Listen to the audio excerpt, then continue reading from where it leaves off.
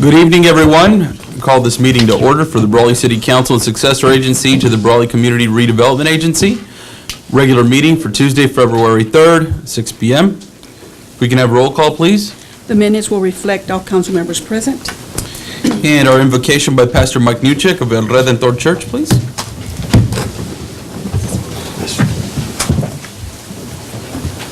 Father, we thank you this evening for being able to be here this day.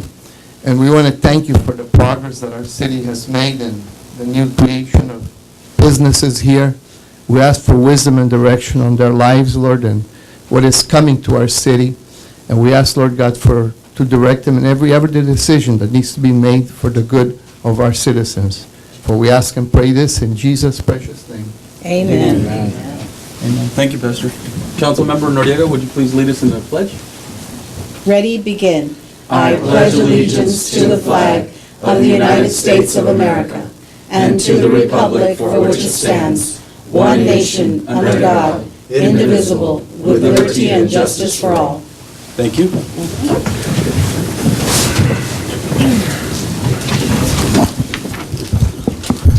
Moving on to the next item on the agenda, which is the approval of the agenda. Is there a motion to approve the agenda as written? So moved. There's a motion to approve? Second. There's a second. Any discussion? All those in favor? Aye. Any opposed? Motion carries. Thank you.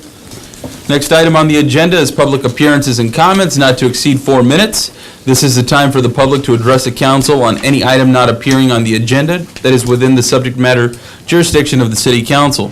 The mayor will recognize you when you come to the microphone. Please state your name for the record. You are not allowed to make personal attacks on individuals or make comments which are slanderous or which may invade an individual's personal privacy. Please direct your questions and comments to the city council. Is there anyone here who would like to make a public comment?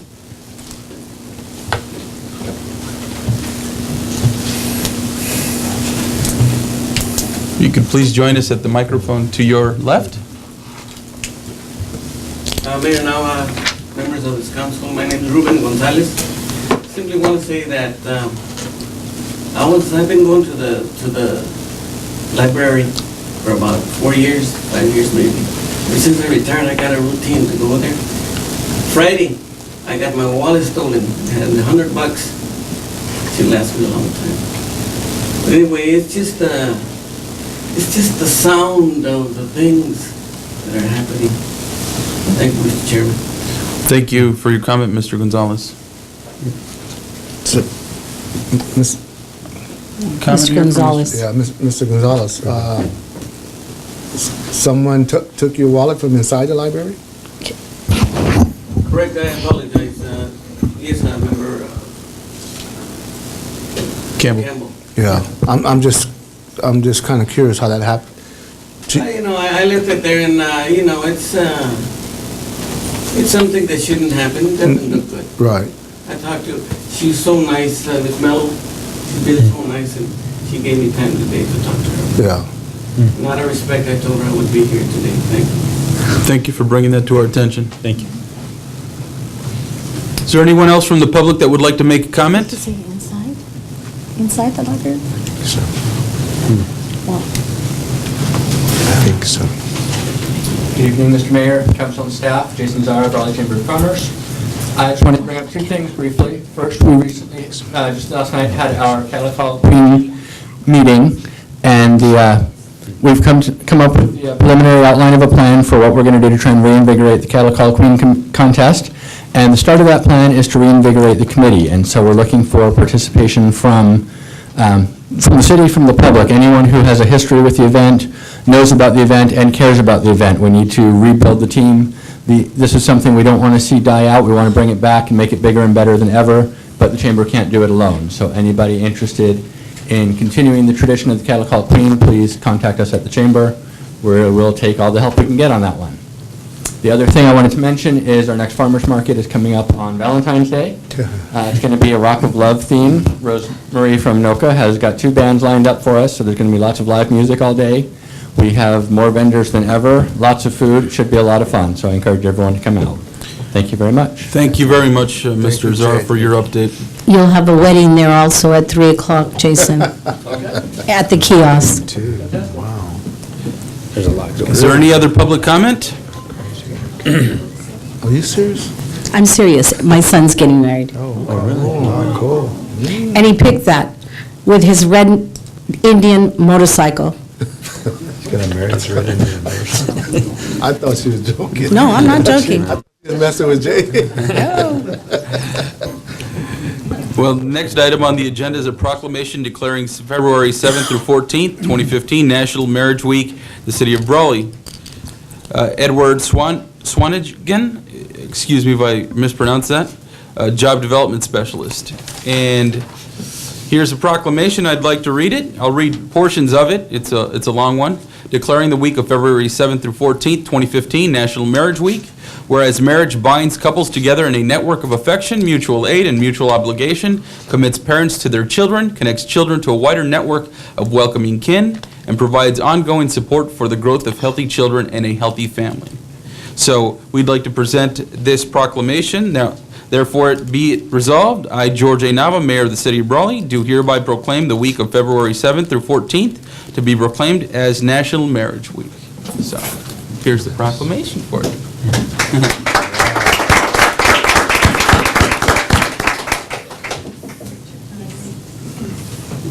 Christopher, get up there. Of course. Shame on yourself. Thank you, Mr. Mayor, Raleigh City Council members and staff. Thank you for joining IBROP Project Juntos and hundreds of organizations nationwide celebrating National Marriage Week USA, which will be held from February 7th to 14th. National Marriage Week USA is a collaborative campaign to strengthen individual marriages, reduce the divorce rate, and build a stronger marriage culture, which in turn helps curtail violence, curtail poverty, and benefits children. We do this every day. It's not just a weekly thing once a year. We do this every day, and we believe in what we do. We're going to be having a community event on Thursday, February 12th, 2015, from 4:30 to 7 at Buckland Park to celebrate healthy marriages, healthy relationships, and healthy families. And also on behalf of the IBROP Community Foundation, we'd like to inform you that we're getting ready to have our annual 2015 Dancing with the Stars Gala, and that will be scheduled for May 1st at the Barberworth Country Club. Please visit the IBROP website for ticket information, and they'll also have the lineup of the dancers for this year. It was a fun event the last couple of years that I've gone, and we'd be welcome to have all of you there. May what, sir? May 1st. Okay, thank you. Thank you. Thank you very much. Mr. We Swan. appreciate it. Good to see you. Thank you for coming out. The next item on the agenda is the consent agenda. Items are approved by one motion. Council members or members of the public may request consent items be considered separately at a time determined by the mayor. Is there a motion to approve the consent agenda? So moved. Second. There's a motion and a second. Any discussion? All those in favor? Aye. Any opposed? Seeing none, motion carries. Thank you.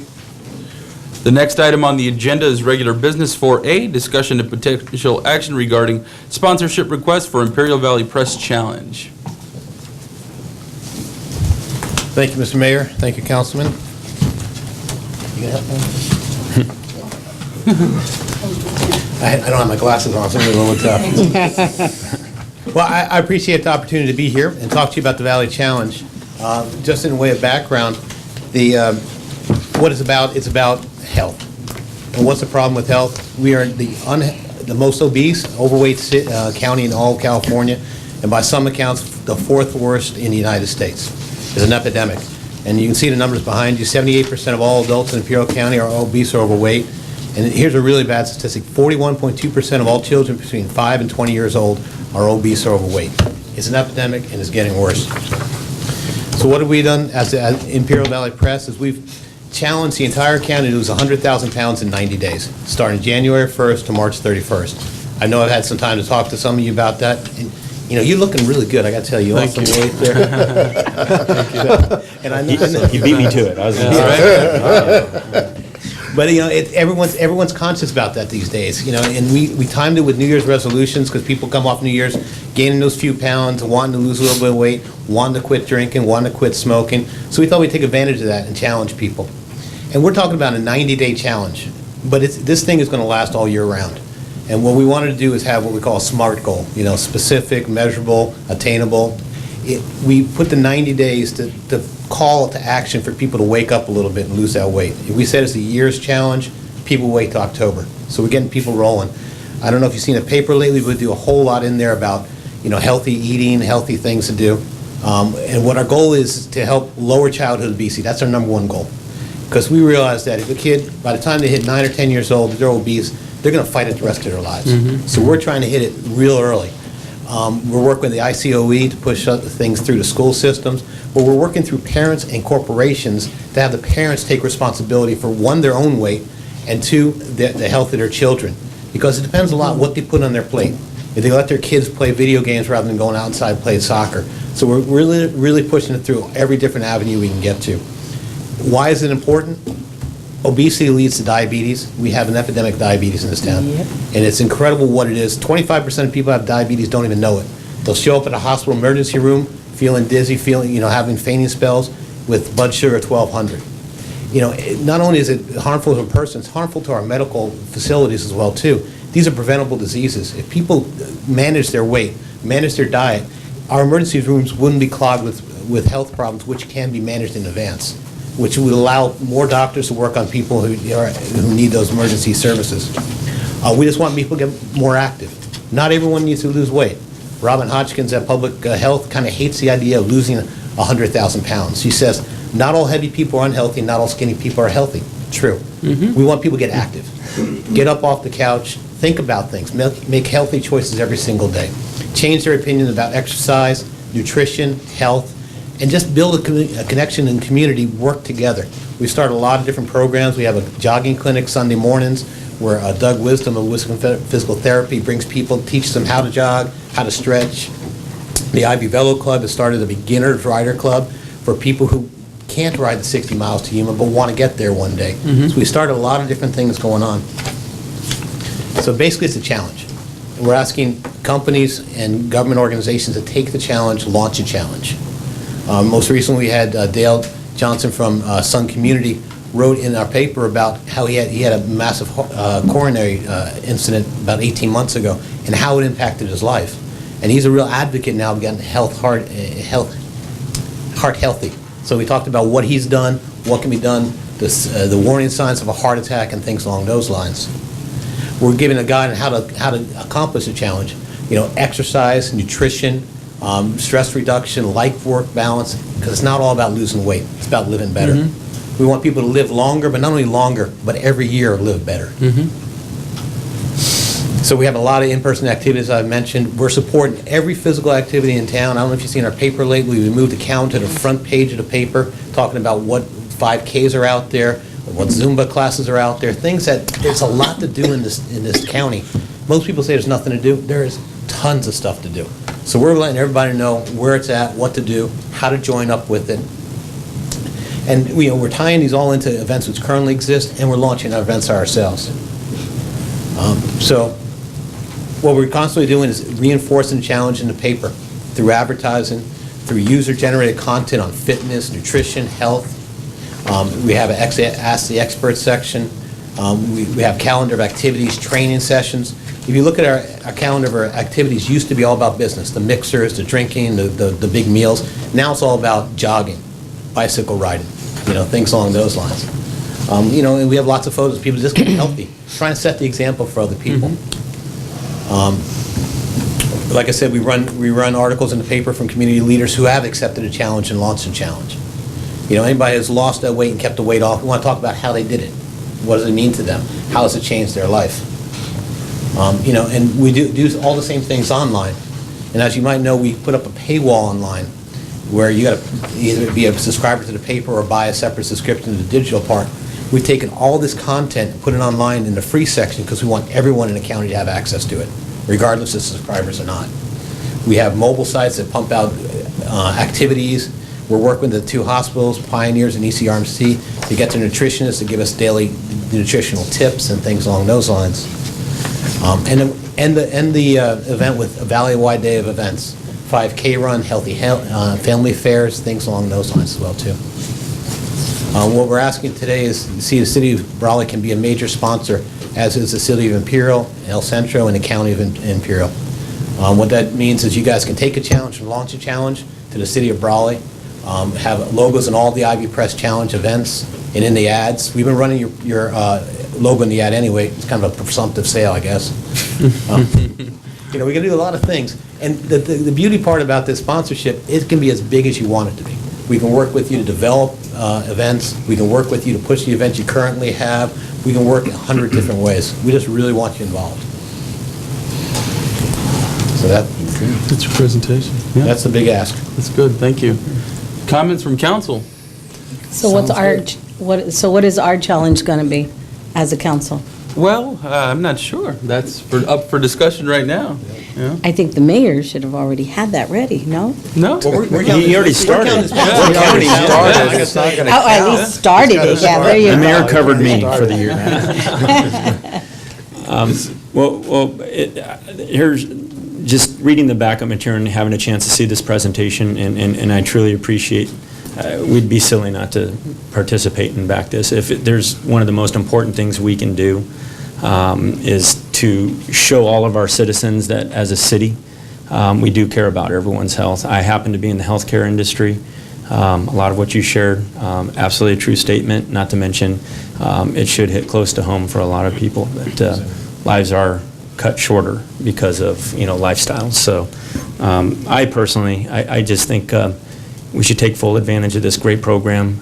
We're excited about our new website forthcoming, some other things that we really could use this content to help promote. So I'm in for the challenge. We'll get a challenge up I there here pretty appreciate quick. that. Yeah. And I don't even know if what it's the not time at this level, I mean, it is $2,500, but, several months back, I attended a mixer here in Brawley. I came across somebody who really challenged me to try and lose some weight, and I've been on that journey, and I've lost 28 pounds so far, and I still have a goal of losing some more weight. So I had talked actually to a staff member here within the city, and we were at a farmer's market, and we just happened to connect, and we talked about, would it be good if we worked on something? This is prior to even learning about the Valley Challenge. So we were going to do something within staff and the city to promote healthy eating, exercise, a better, healthier city. And coincidentally, it must have been like a day later.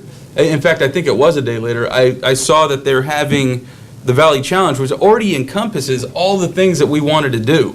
So why start a program from scratch? And why not incorporate it into some of the things that we're doing, not only for staff, but for the community as a whole. So as far as the challenge, going back to Councilmember Noriega's question, as far as the challenge for council, that's going to be collective, like whatever we decide is best for us. But I'm certainly supportive of doing something, even if it's not at the $2,500 level.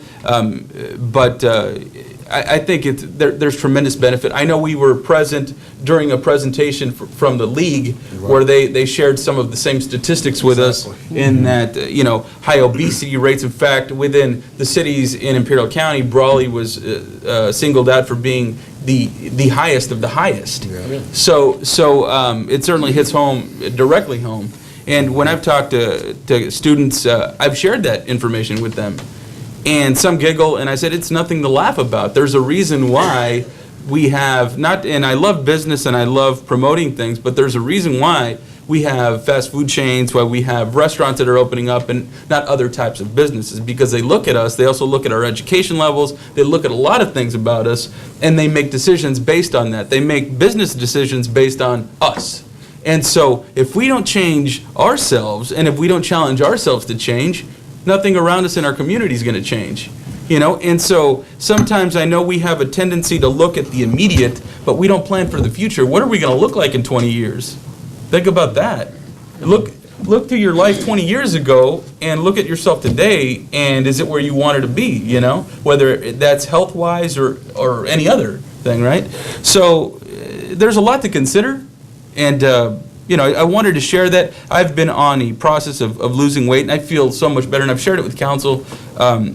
There's some medications that I've been taking that I've started to wean myself off of, which I want to eliminate from my life. I don't want to be on them. So, if I can help promote that within the city, I'm certainly going to try and do it. So, Yeah.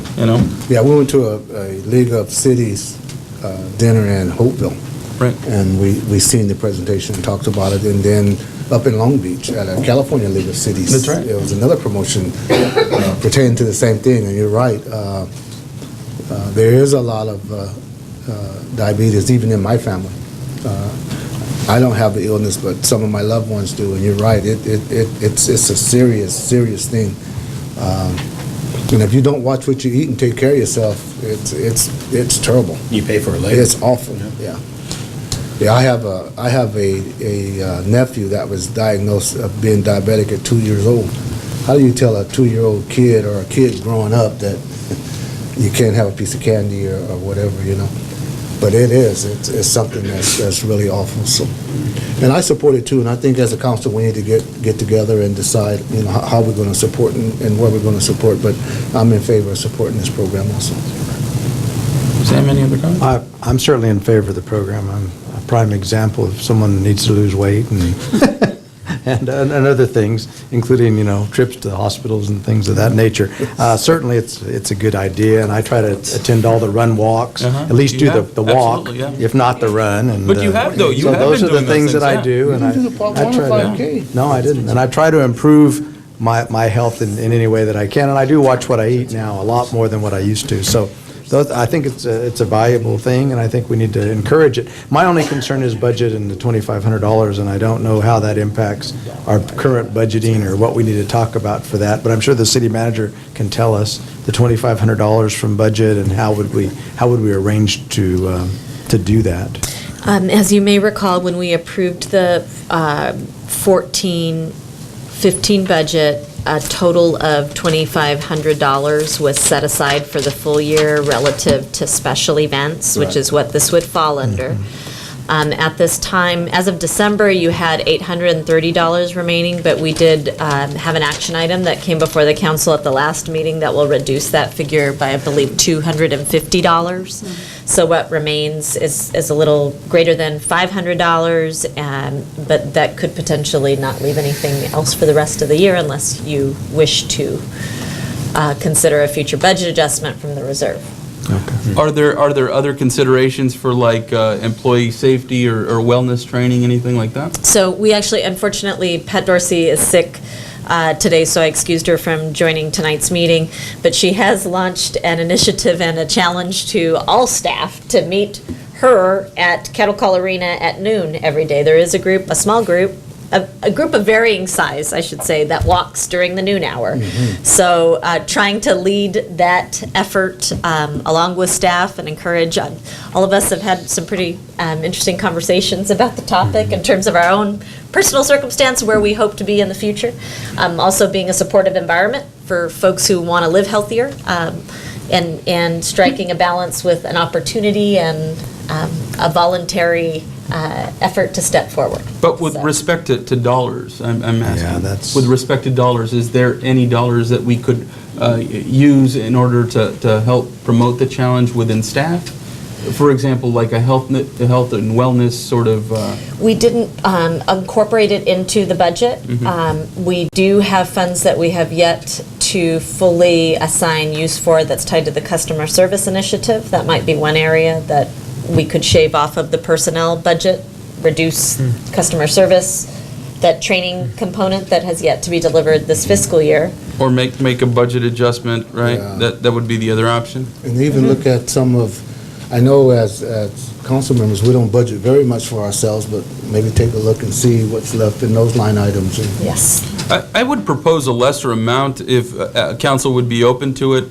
I certainly want to participate, and considering that it would be a budget adjustment, I would propose that we make the partnership, but certainly extend it to staff, make it for $1,000. That would be my proposal, to see if you all were supportive of that. But, considering that there is limited funding for it, otherwise it could have been something we could have considered for our annual budget, but that would be my proposal.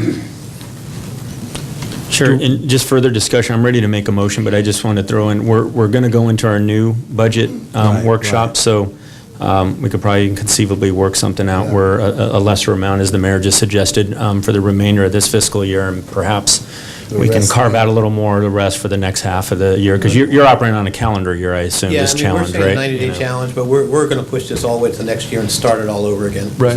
You know, we're trying to affect lifestyle change. We're not trying to lose a few pounds. Right. So we want to keep it going.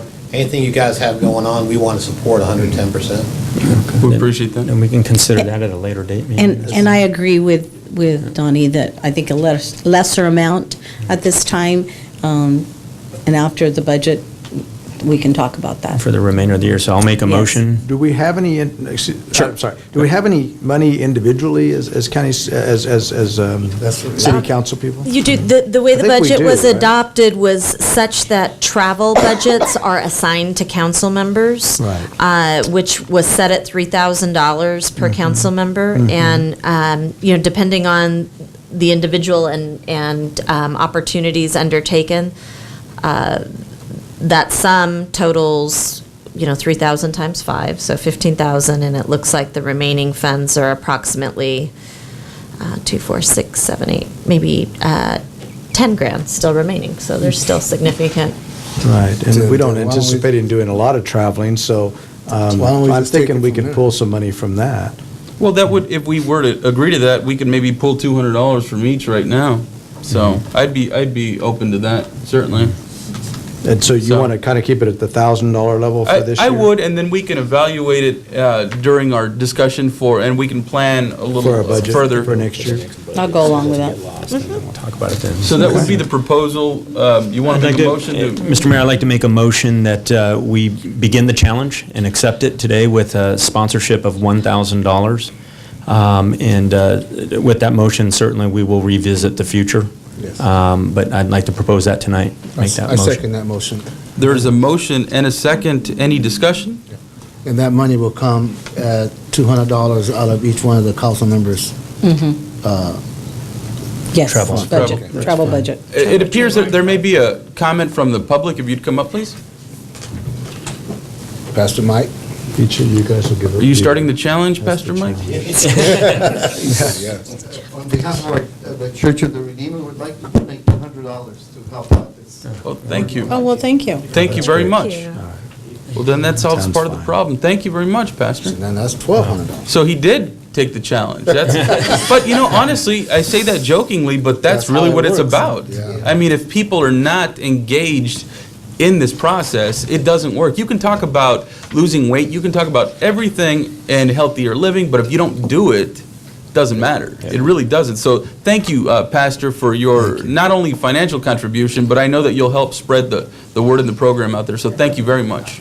And for us who are on Facebook, I think that we can also put the challenge out there for our friends and families. I think that would be a great idea. It's fantastic tools that it has. Great tracking tools, a lot of great things on there, so I hope people take advantage of it. So my next question, if we do that, who would they make the check out to?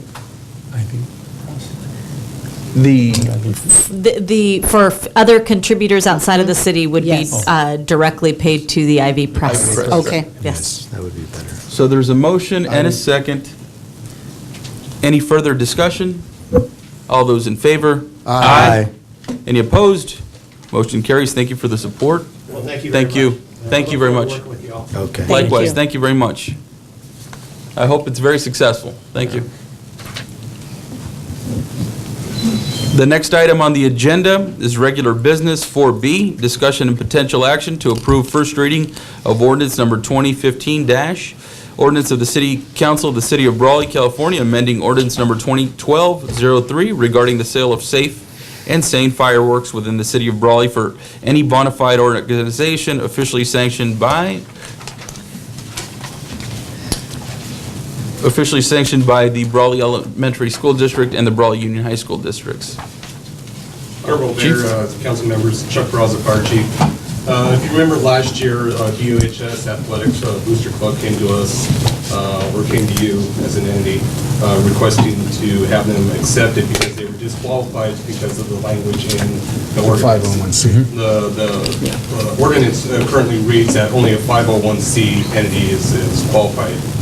What we found out is the organizations like the high school is sanctioned under the IRS 170 section, which disqualifies them. So what we did is we took your recommendation to revise it and change the amendment of Bless the you, language into the ordinance, and now it reads, with your approval, that organizations like elementary school district and the high school will qualify to apply for fireworks sales. I don't think Chief they- Peraza, I think we're having trouble, some difficulty with the microphone. Would you snap it out and put it back in place just to see if that'll help? There we go. Yeah, It's working. It helps. I think we're still having trouble with it, yeah. You just have to get closer. Yeah. There we go. There we go. I like think that. that's pretty effective. It's because you're so Did we have soft-spoken. another microphone from that there? Maybe by changing the microphone, we might have some more success. All right. Is it removable? No? Okay, then. This doesn't pop out at all. Okay, well, We're stuck. we'll continue. Thank you. Okay. Is there any discussion on this item from council? Any discussion from the public on this item? Now, this is just including, it's inclusive of the elementary and the high school district. In other words, they can participate.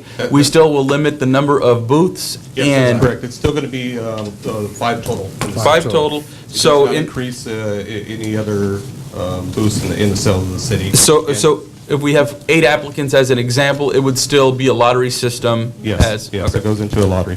Very well. Okay. Any further discussion? No. I'll call for the vote here. Let's see, all those in favor of the I'm sorry, approval? I have one, I just remembered.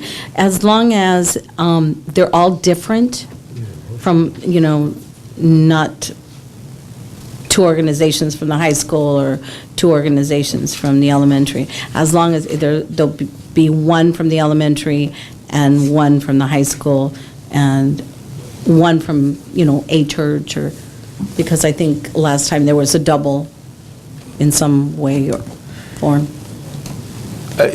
Should we get clarification on that? I believe I understand the question, but.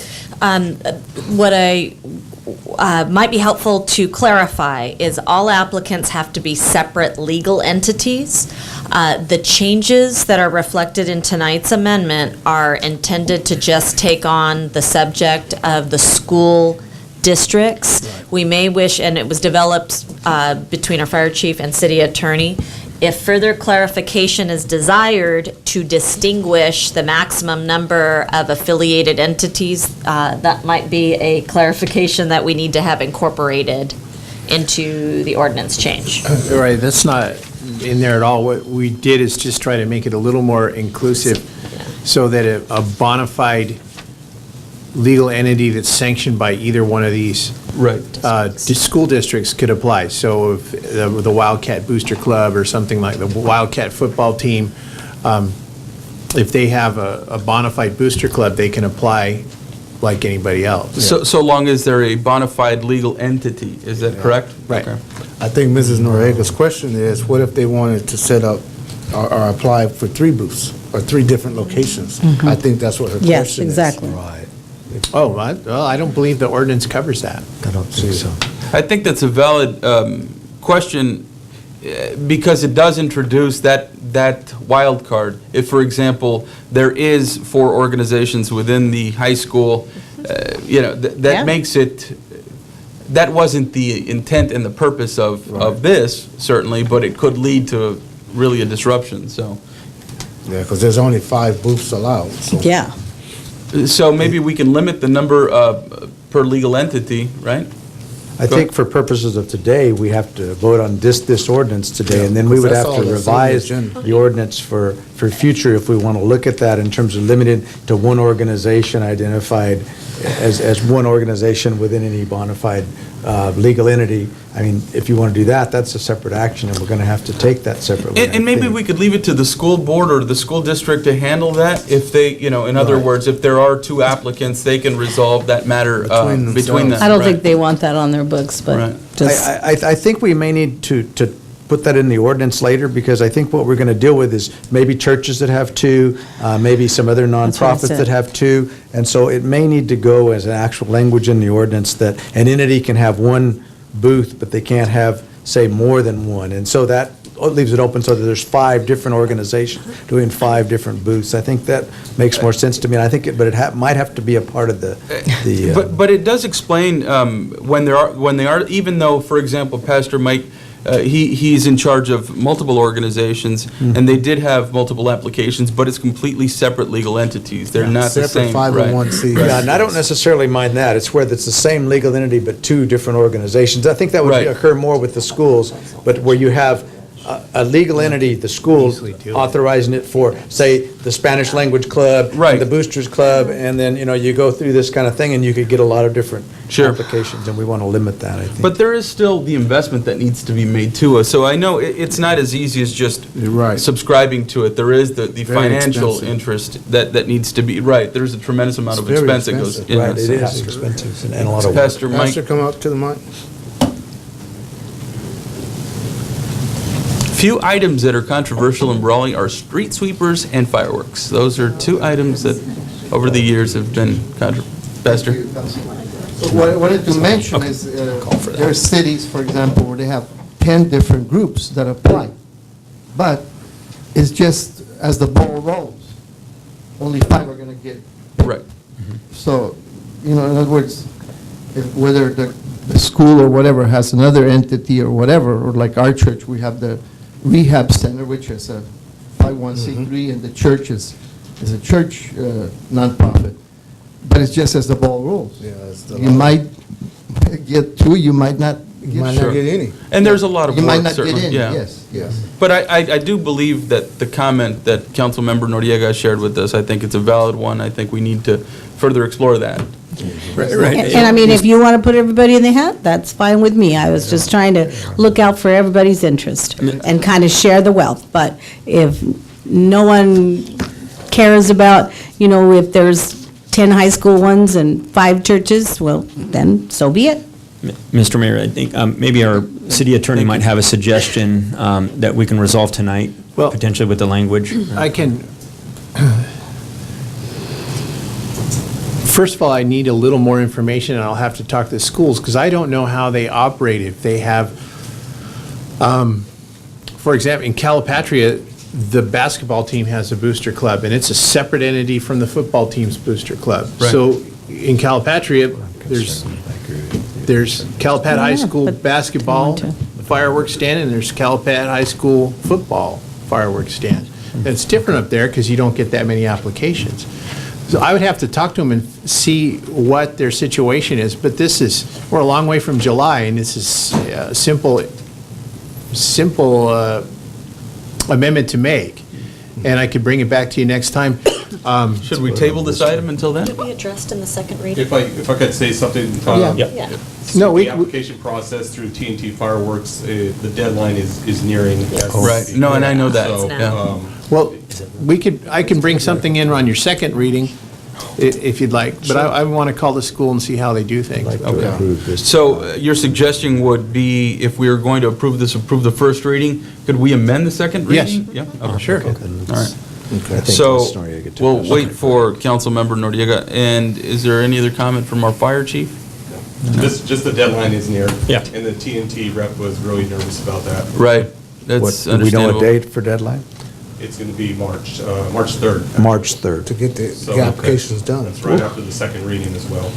Yeah, Okay. it's pretty expensive to participate. It is expensive, and it generates a significant amount of money for these can, groups yeah. too, so it's, Requires a lot of work. and it does require a lot of work, so. And It's hot. That's Very the hot in end. those containers. It's very hot inside those stands, too. In Matter containers, dark yeah. or at night or during the day.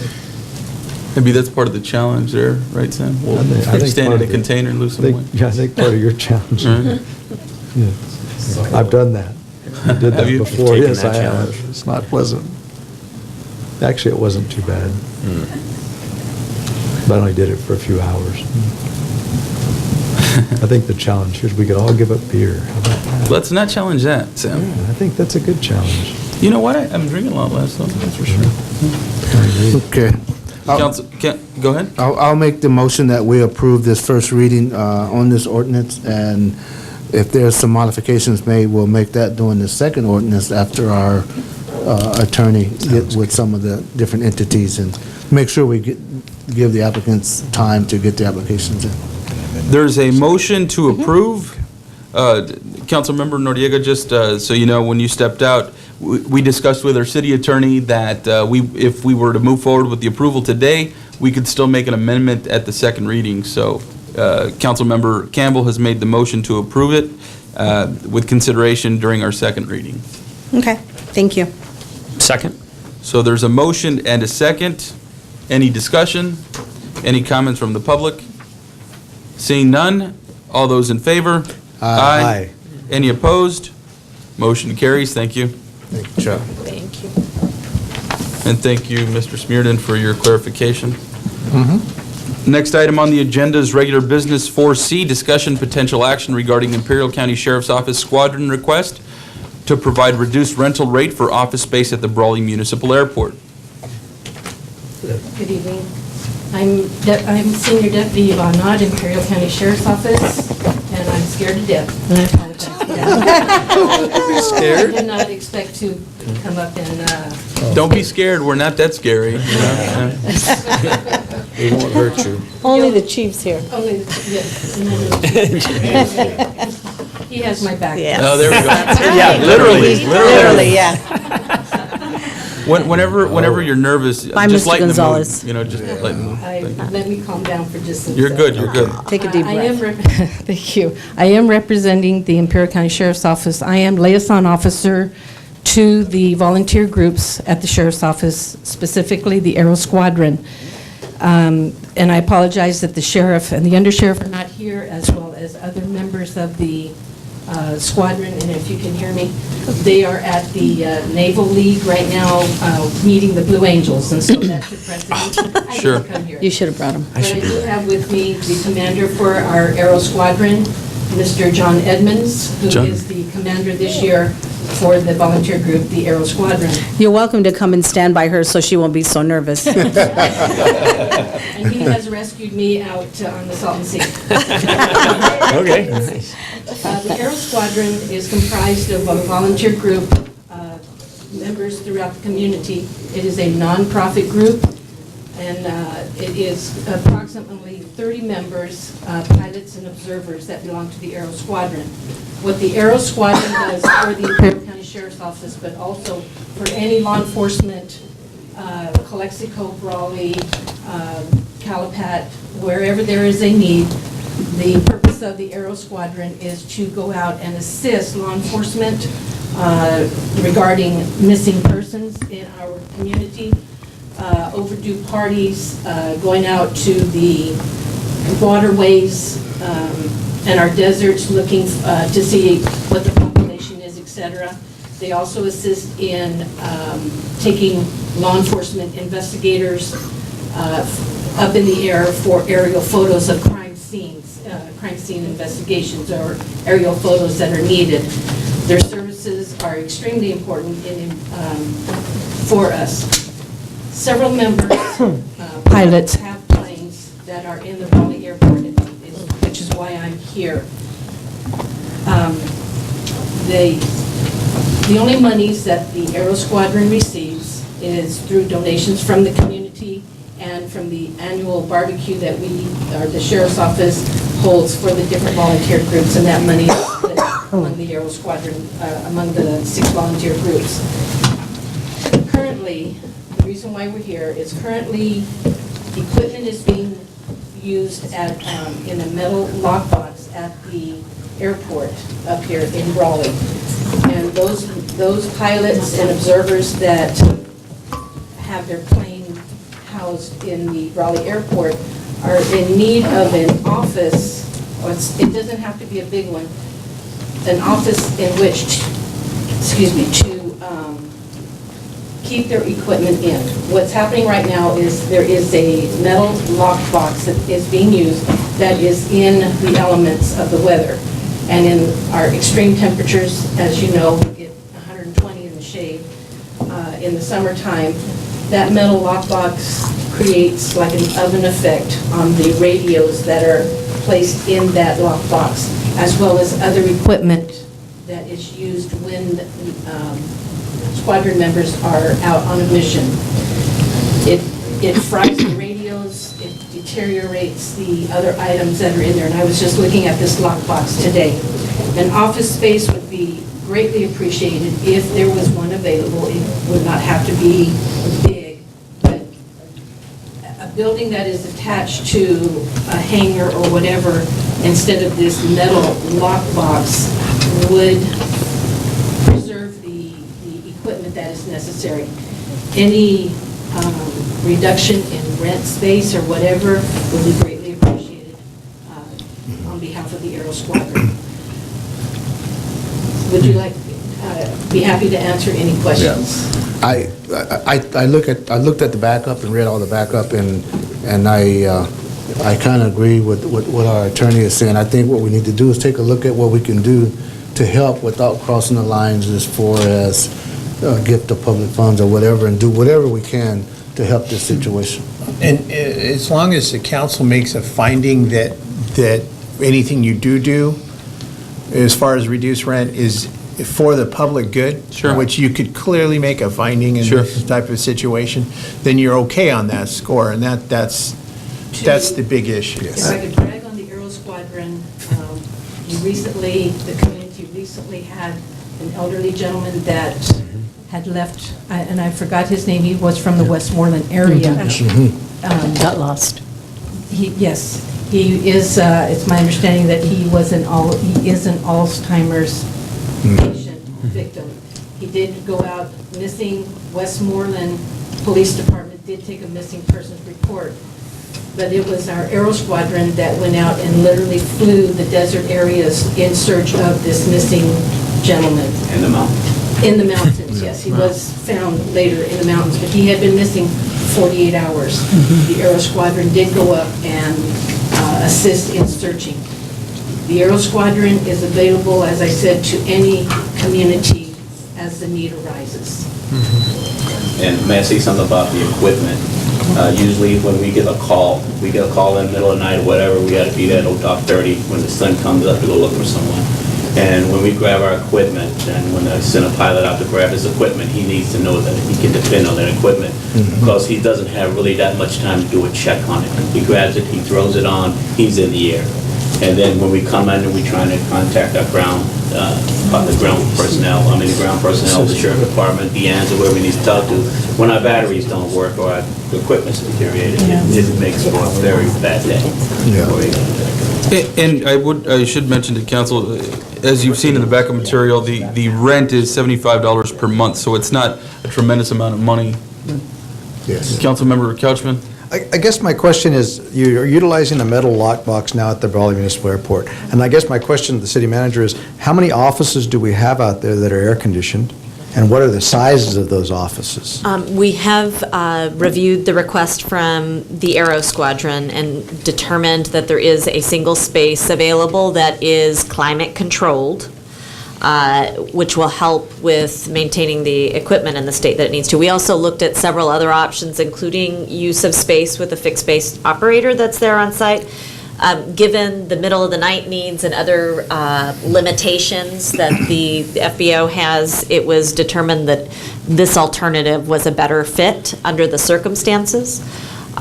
So the space provided, we have 2 available vacant spaces, office spaces that are there, and this was determined to be the most suitable, smallest space available with climate control. Do we pay for the air conditioning in this office? Yes, we do.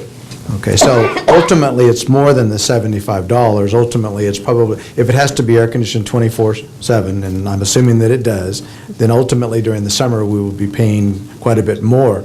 I'm thinking that, yeah, it's a necessary service, but I'm also thinking that we're subsidizing more than just the rent. I don't necessarily have a problem with the rental amount, although, that may be an issue later on, but my issue is the cost of providing that space in that size, since they're currently using a metal lockbox, in that size of space and that air-conditioned space, it does create the issue of, are we going to be paying quite a bit of money out from the city for this? I understand the value of the service. Don't get me wrong, I'm all for the service, and if someone was lost in my family, I'd certainly want people to be out there looking. But I'm just concerned about the cost and how we arrange for that.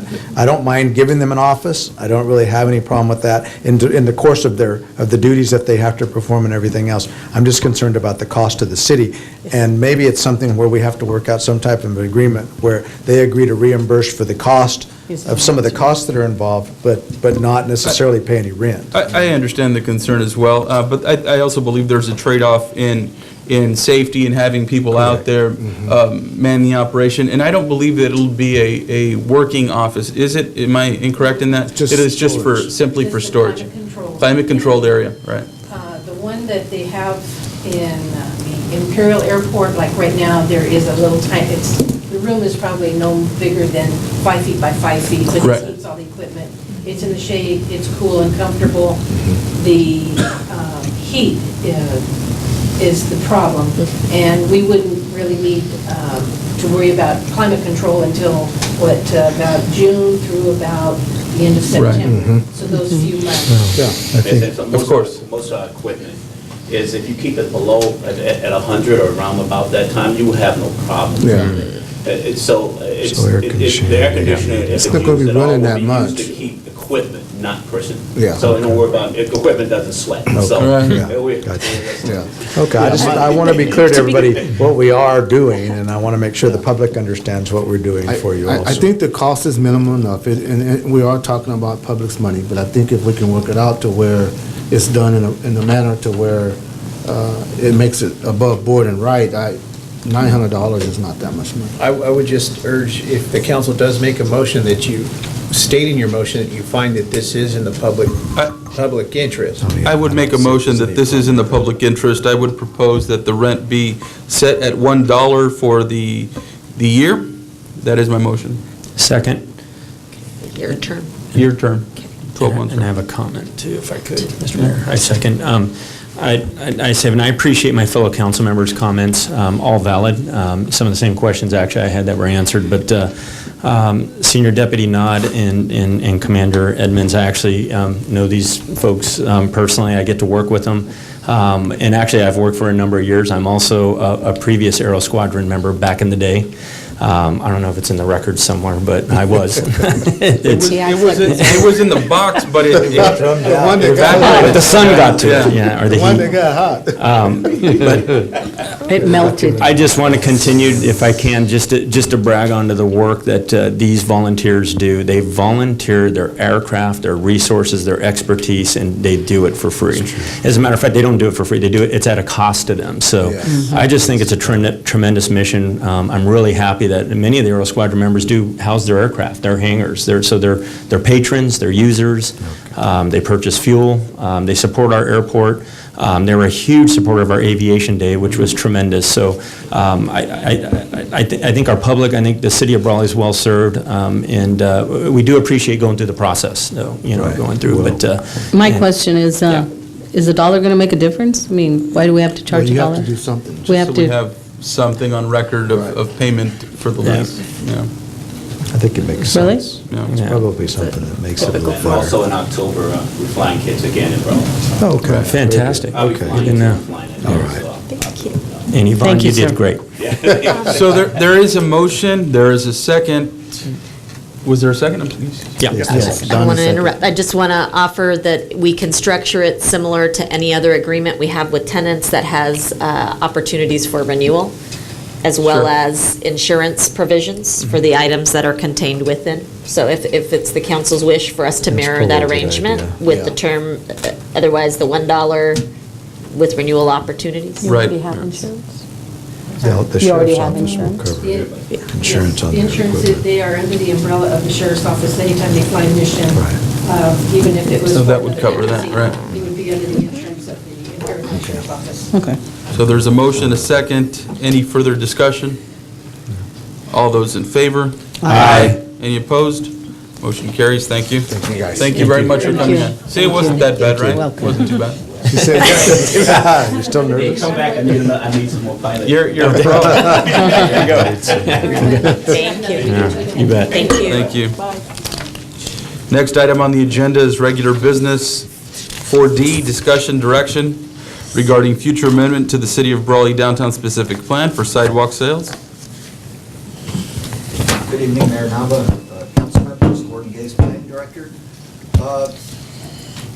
This discussion been going on for several months now, and it's gone through several different boards and public hearings, and people have come in and commented about it, that there's varying alternatives here. The planning commission said let's allow it all the time, but then, but the one thing that everybody could agree on was parameters of having ADA access, meet the fire code, don't store your stuff inside the door, charge some kind of a minimal processing fee, find something that's enforceable, that's easily enforceable, and it has no gray areas. Other than that, like I said, there's different options of time windows, of being during cattle call, during winter, during farmers markets, during weekends, or some people were just totally opposed to it at any time. So, with that, I'll let you. Thank you for that. There you go. I have a comment. Sure. I've gone into some of these stores that we have downtown, and I'm sorry to say that it's very dirty in their store. They're going to be taking out this equipment or whatever you want to call it they have in their store, put it out there. I mean, it's filthy. It's dirty. They don't clean their stuff, and they want to be able to sell it and put it out to the public. Our stores are terrible downtown, and we're not doing anything about it or asking them at least to, clean it up. I mean, if you're going to put stuff out there for people to handle, and I mean, children will be by there, you're going to have a sidewalk sale, so you're going to have children out there. Why are we allowing this? And then now we're going to allow to have them put it outside. Sorry, I'm against that. Well, there's certainly several items to consider. I wouldn't say that businesses are dirty and stores are dirty downtown. I think there are different stores that offer different items that I can see that comment reflective of, but there are improvements to our downtown area. There have been additions to businesses in the downtown area just recently.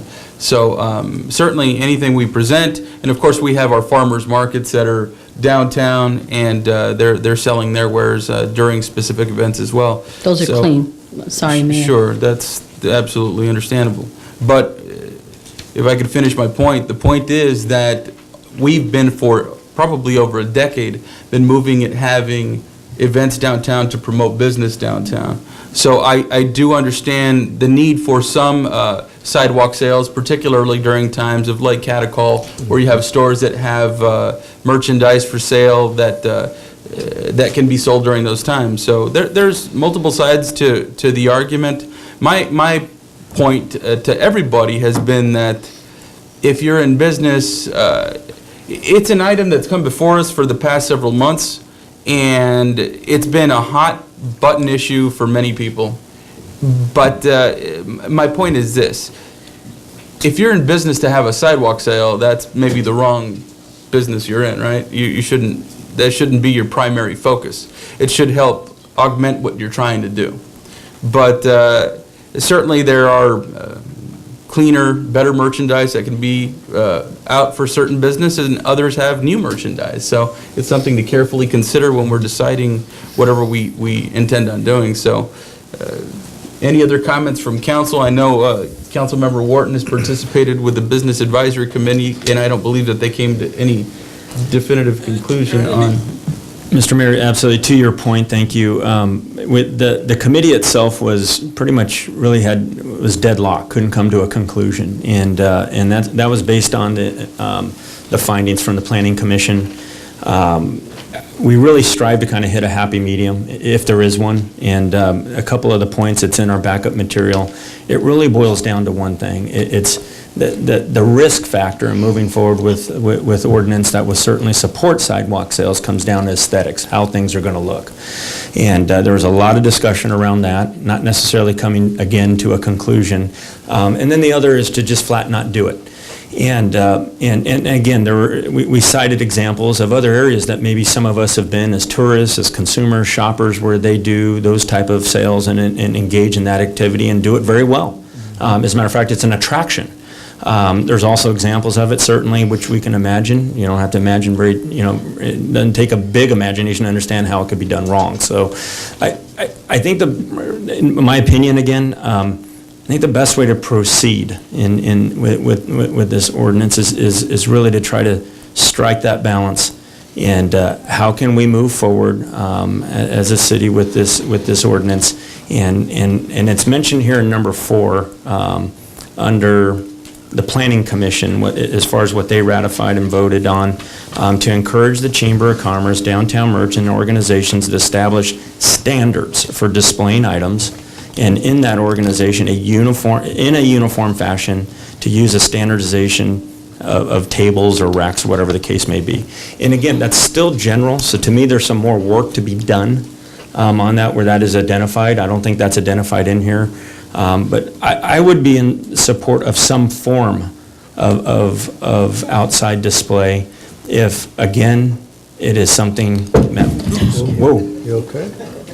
Maybe that's a sign. I don't know. Maybe that's a sign of, sidewalk. But it has to be done right, and I can't say necessarily with the language in this, what's being proposed tonight, if that's met. That's the only burden. I don't know if it's met. Just to let you, the process right now is a conditional use permit. Right. It has to come individually. Each individual business would show what they're going to display. It's a public hearing. People around it would be able to come and choose to comment or not on it, depending on what they see. It may be the best way to keep it. Also, if you're concerned about the price, if you trust staff, we can de-elevate it down to a planning director CUP, where we still have a public hearing. We still require everybody to come in, and we review it for certain standards that have to be met, be it uniform racks, be it uniform tables, be it based on the comments of the individuals that come in. That's a great, and Gordon, if you could for us, the current process, the CUP process, what is that cost right now? It's $2,000. It's a planning commission conditional use permit. Now, this doesn't mean that you pay $2,000 every time you have a sidewalk sale. Right. Okay? What it means is you come in and you say, I want to have a sidewalk sale on these weekends per year, this time. It can go in perpetuity, and then conditions are made saying you shall do this, you shall display it like this, you shall keep it in this area. And, you can do it as long as that business, it would probably say, as long as the business doesn't change the type of business, we'd keep it valid. We'll just say it expires. If that business goes out of business and a furniture store comes in or something like that, then they would need it. That's our current ordinance. That's our current ordinance. What if we did something like that where we designate, for example, the Chamber of Commerce? I know they're supportive, and they did, and excuse me for not reading it earlier, but there is a letter of support from the Chamber of Commerce. Yes. It should have They been distributed to submitted each it. council It's member. right here. Let him have it. Can I see it real quick? Yeah, please. And maybe this is a compromise here, but it's from the Brawley Chamber of Commerce, dated January 27th. City Council, the Brawley Chamber of Commerce Board of Directors would like to weigh in on the difficult issue of sidewalk sales in the downtown. We have heard from businesses on both sides of the issue and would recommend allowing sidewalk sales at limited times on a one-year trial basis. Our recommendation is that sidewalk sales be allowed on Fridays and Saturdays. We believe this gives good exposure to the downtown businesses, allowing for the sales to coincide with frequent Saturday events while still keeping the street clean and clear most of the time. We recognize that there is no single solution that will make everyone happy regarding this matter. We want to encourage the ability of retailers to sell their wares while still maintaining the appearance of our downtown. If there is any way in which the chamber can help with the matter going forward, we would be more than happy to do so. That sentence, to me, says quite a bit. So thank you for your consideration, Jason Zara, Raleigh Chamber of Commerce. So what may help this council and maybe move forward with this item, because I know it's been touched on for several months, if we can designate the Raleigh Chamber of Commerce to help with the guidelines, and I don't know if the CUP process can be applied to one entity like that, and they would designate, they would designate the, maybe not a permit process, but in order for somebody to have a sidewalk sale, they'd have to work in conjunction with the Chamber of Commerce. Would that be something that would be possible? Sure. I'm sure we could change the ordinance, giving them the authority to do that. Like I said, I think the underlying issue here, I think about is enforcement. Remember, on weekends, if we allow, the only people who are going to be able to enforce that are the police department. Right. There's Right. not going to be any other staff around to say, this is wrong. Right, and if there's, what, I guess my point is, if there's a participating member that's not following the sort of, the rules that are set Then in you motion, don't then allow they are them no again. longer able to participate. right. So maybe that's a better alternative there. If there, is there public comment? If you can please come up.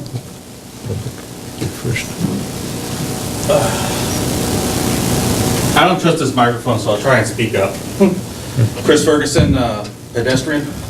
Pedestrian. Yeah. That's good, Chris. Calexico, they have a mixed history with sidewalk sales. Some of the stores will block the sidewalk, so you have to walk around the street, into the street, and it's a problem. They've had this problem in downtown Calexico for years until the earthquake happened. That's one concern I have, because Friday and Saturday, a lot of kids, a lot of parents, they have to walk. Not everybody has a car, even though this is California. Be that as it may, you're gonna have a problem with people who are used to, tooling down these sidewalks, even though they're not supposed to on bikes. They're gonna crash into things. That's one problem that I have never heard addressed, is the pedestrian issue. Cleanliness of the merchandise, that's another issue. And I would like to see these addressed before any permission. Like, you can only take up this much. Of course, I see people crashing into the little display at the Family Bargain Center because they just don't pay attention, See that as me. Enforcement of these issues, yeah, it's gonna be on the police department, and I don't think they have the personnel, to watch these stores, because in Calexico, they'll put their stuff out, a cop will walk by, tell them, hey, you can't have stuff on the sidewalk. Very carefully, very considerately, they put it back inside. As soon as the cop turns the corner, that stuff's right back out in the street. And because of how powerful the downtown business district used to be, never got a fine. Of the problems, granted, it's Calexico. So, these are some of the concerns that I would have with sidewalk sales. I'm not opposed to them. Let's not get that, let's get that clear. Not opposed to sidewalk sales. Occasionally, make sure it's tied to something, maybe it's important for the business, maybe it's important for the community to have things out there. But most importantly, it's the sidewalk. I don't know how many people walk downtown. I do so on an almost daily basis. And it's nice to have a wide street where you can avoid people, and if you cut that out, if you cut that in half, with bikes, with very rude people, with someone walking out of a store with big bags of merchandise. Hopefully it's all legally purchased. Mr. Ferguson, we understand your comments, and I think you've addressed them very clearly and concisely. So with respect to certainly safety and the use of the sidewalk by pedestrian traffic, I think is very important for everybody here, so. Yeah, but I would like this, make sure that this is clearly addressed, that only a certain amount, and, not necessarily this much, or if you're an inch higher, within reason, but, make sure that traffic is clear, because we've gone through this with the cattle call and the parade. Sure. You can't cross the street, you can't, you can't walk in certain spots. you need the foot traffic, because even if, say, Family Bargain Center is having a sidewalk sale, someone might want to go to Inferno, or someone might want to go Sure. to other places. That's my chief concern, is just make Yeah. sure that Valid traffic points. is fine. Thank you. There is no perfect scenario. There isn't. But I think as a city, we need to work together, work with our merchants to try to work things out. Quite naturally, there's going to be some folks that's going to cross the line. I don't care what you're doing, there's going to be issues that you have to deal with. And I think if we maybe work through the chamber and work through the merchants and deal with the issues as they come up and deal with them to eliminate the problems, that's how you work through those things. Right. Because I'm sure, just as Councilmember Mr. Ward mentioned, the other cities that do those sales, and you see them all over, it wasn't a perfect scenario when they started neither. I'm Right. sure they had hurdles. It's a learning experience, and the other thing we can do is limit the time to give this trial. It's a trial period of, say, 6 months or 12 months, just to see how we are. Certain holidays, certain weekends only, maybe, I mean, Right, so there's a lot of alternatives. I know everybody, I think that the letter from the Chamber of Commerce describes it well, in that there isn't a perfect solution. I know there isn't, and I know there's concerns with the type of merchandise, and, but if we give it an opportunity, it could actually turn out to be something very positive, too. So, Councilmember Couchman? Well, I have traditionally been opposed to sidewalk sales in the city of Brawley and the downtown area for a variety of reasons. However, I will share with you that if I remember my youth correctly, in the past, we had sidewalk sales. And if I remember everything correctly, and if I look at the old pictures of 1927, I believe they had sidewalk sales. And they had all kinds of, well, I have pictures.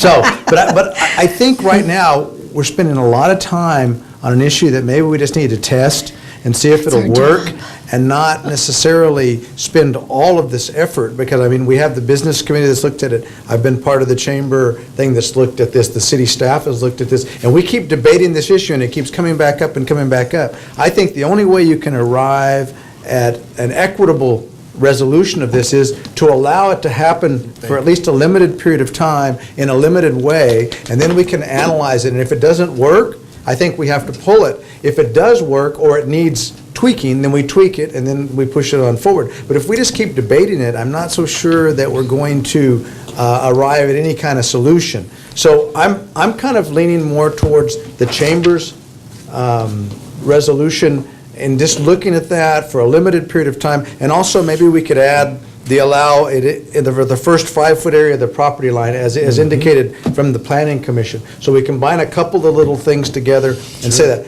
I don't know that we have a lot of ability to regulate what they put on the sidewalk, as long as it's not in the way of somebody and as long as it doesn't interfere with passage. And I mean, I sometimes wonder how far we go with that in terms of a business person saying, well, you can have that item, but you can't have that item out there. And I don't think the police are going to go out and enforce that. No, I doubt that the staff are going to go out and enforce that. And I doubt if anybody considers that to be a major crime. Okay. So I think right now I'm leaning towards doing it for a limited period of time. It probably makes sense to do it on the weekends simply because that's the most traffic that's going to be down there. And I have to say that you want people walking down the street, and you want people purchasing items, and you want them riding bicycles, and you want them doing all of those kinds of things. Because if you don't have anybody doing that, then you really don't have any business. So, I mean, one of those things I think is indicative, and I've seen it in other areas where they do that, and it's okay. You're going to always have a few accidents. We have accidents now. You're going to always have a few little issues that develop.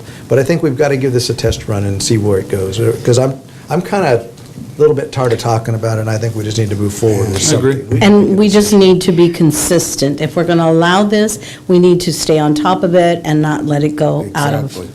Consistency is vital. We said that. Right, but I think we only allow it for a period of time. Sure. And then we take a look at that, and maybe we review it ongoing every month or so, but we say we allow it for a year, and then we look and see where we're at from there. Because I think things are going to change and business ownership change. Let's limit the timeframe. I mean, what you're saying is excellent, and I think that what the chamber has offered is excellent too, because I think one of the biggest things here is, like you have in a neighborhood watch, like the people Right. police themselves. Right. Yes. And that's what they kind of need to be a little more active in voicing what they do want, what they don't. I mean, they're their neighbors, they're, like, hey, your stuff's a little too far out here, my people aren't able to get around here. Right. be open to it, that don't always have to come and Sure. cry to the police or something, like when somebody's music's too loud or something like that, It promotes, Sure, unity within that district out there, absolutely. like a And, neighborhood. and we've had, a number of improvements out there with the bike racks that we've installed, benches that are installed out there. So it's a nicer area, certainly, so we want to make sure that we maintain that. Councilmember Are we Noriega? having a meeting with all the merchants and explaining them the protocols and what they can do and what they can't do? Is that something you guys are going to do or not? There are several steps, and I don't mean to tire you with the subject, but I want to make sure that staff has clear direction with regard to next steps. What would come next are actual language changes to the ordinance that are reflective of the direction that you are instructing staff to go.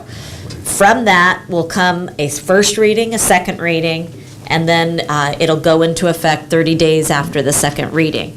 We can do outreach to the merchants. I will tell you, I personally did outreach to a very large segment of downtown merchants. It was really helpful. How many businesses? I talked with, 17? I would say, under 20 And what did they say? businesses. As varied a point of view as are reflected in tonight's discussion. It's a no-win situation. Dislike for any sidewalk sales versus a desire to do it in a way that's attractive and good for local businesses. So it ran the gamut. Okay. Okay. And happy to distribute information and be proactive in making them aware of the new ordinance when the council opts to adopt. Okay. Do we need a motion on this, Mr. Mayor? We need direction, and I Direction. think we have Yeah, it. It's just follow direction. the chamber's suggestion, take in a couple of elements of what's in the staff report with regard to maintaining minimum distances for safe passage and ADA access. We'll bring to you Some type of schedule, the dates. And limit the schedule, the implementation of the one-year change for 1 year. Yeah. demonstration with it expiring after 1 year. Yeah. Okay. Is there any other questions from council? And some standards language, if that's possible, for the display. Is there any way to do that? Other than what's in there? We'll try and figure something out. Okay.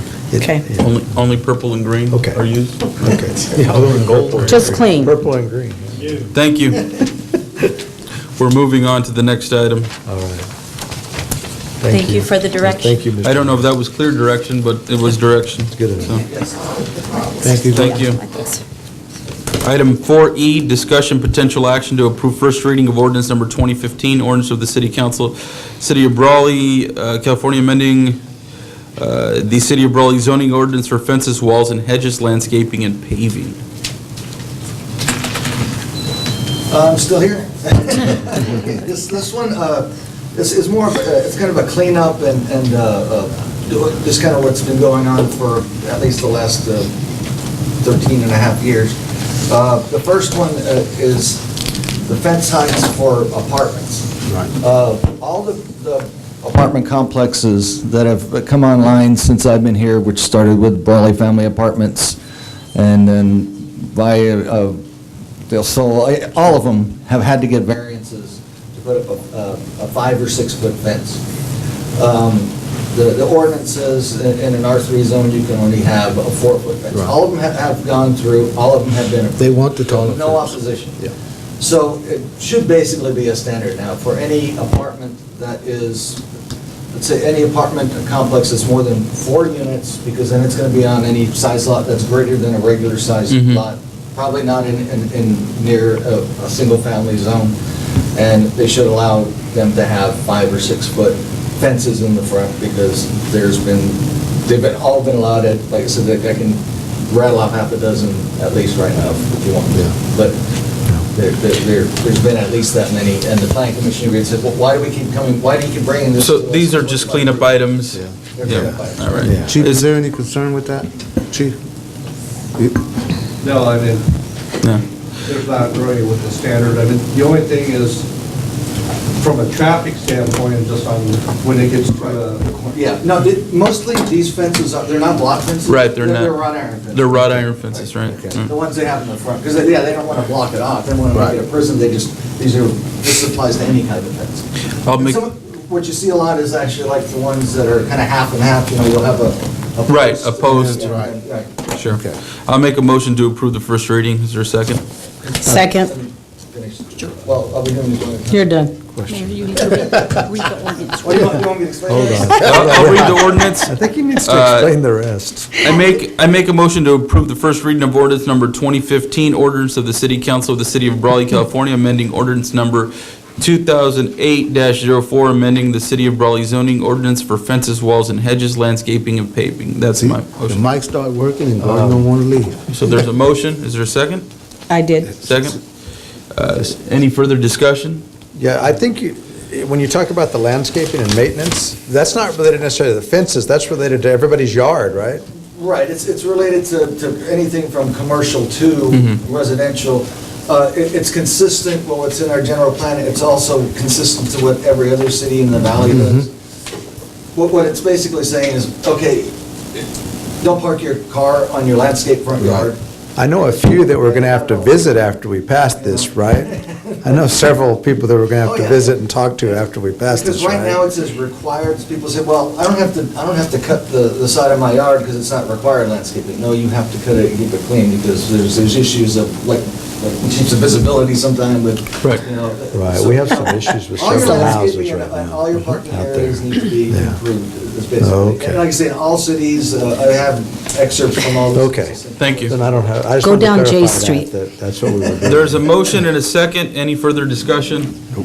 All those in favor? Aye. Any opposed? Motion carries. Thank you.